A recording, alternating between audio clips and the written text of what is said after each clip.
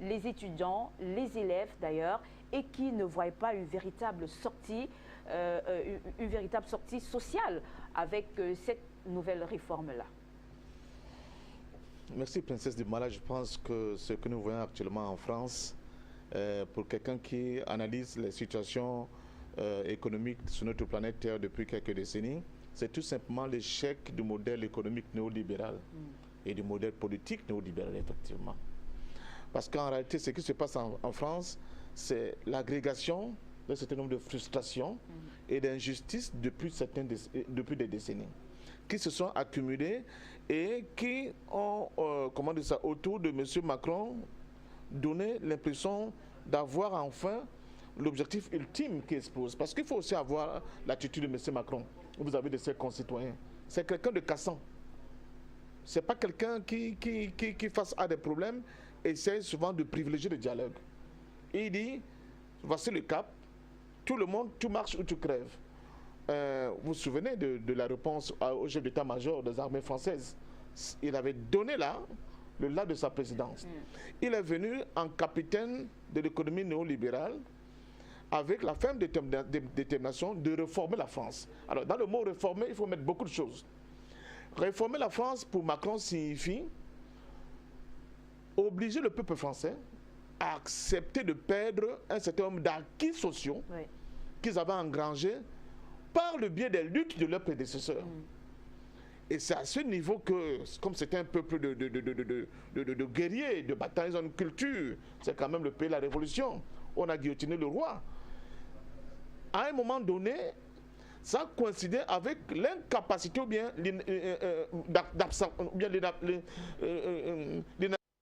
cette incapacité du peuple à continuer à absorber ou bien à avaler ses couleuvres. Mais souvent, on pense avoir neutralisé les acteurs majeurs qui peuvent provoquer une révolte. C'est-à-dire les politiques, on a vu comment les politiques ont été neutralisés, les syndicats, qui étaient souvent, dont c'était le cheval de bataille par excellence, ces manifestations, comment elles ont été neutralisées. On a neutralisé même certaines associations qui étaient en vue, et on a pensé que le tout devait être joué. Et là, comme le dit un proverbe africain, on attendait au corps, le corps au niveau de la tête, mais c'est plutôt au niveau des pieds que les corps ont apparu.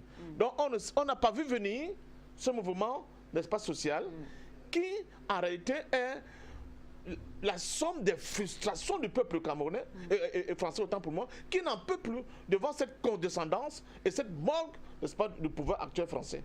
Donc à partir de ce moment-là, il a seulement suffi que cette étincelle des gilets jaunes puisse prendre pour que l'ensemble des corps sociaux, voilà, qui avaient justement des revendications et des frustrations puissent se mettre en mouvement.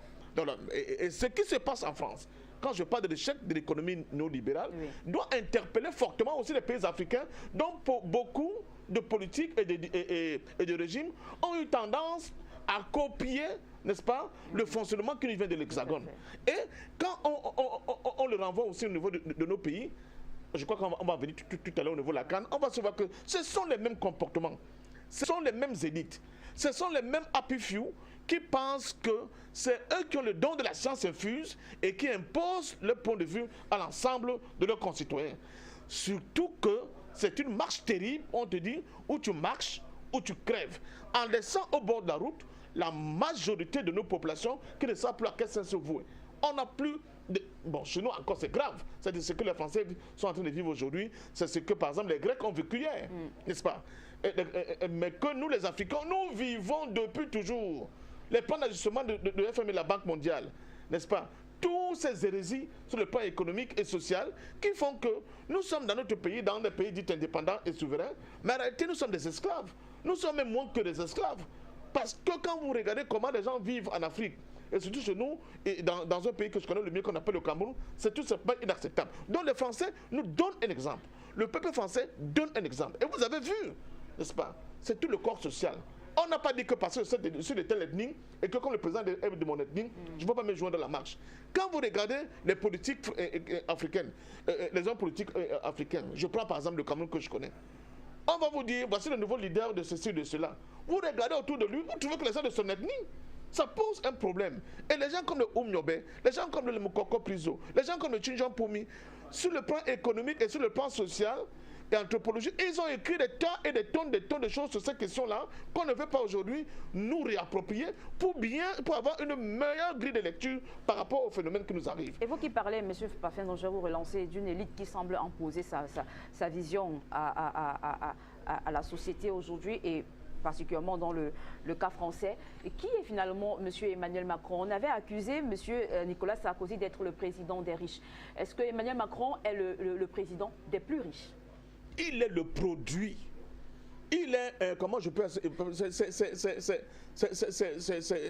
le bras armé de cette oligarchie, n'est-ce pas, capitaliste, qui a décidé de mettre l'Europe en coupe réglée. Je vous ai dit que quand vous regardez aujourd'hui le monde, 10% de la population mondiale a entre ses mains 90% des richesses mondiales. C'est incroyable quand vous donnez ces chiffres-là.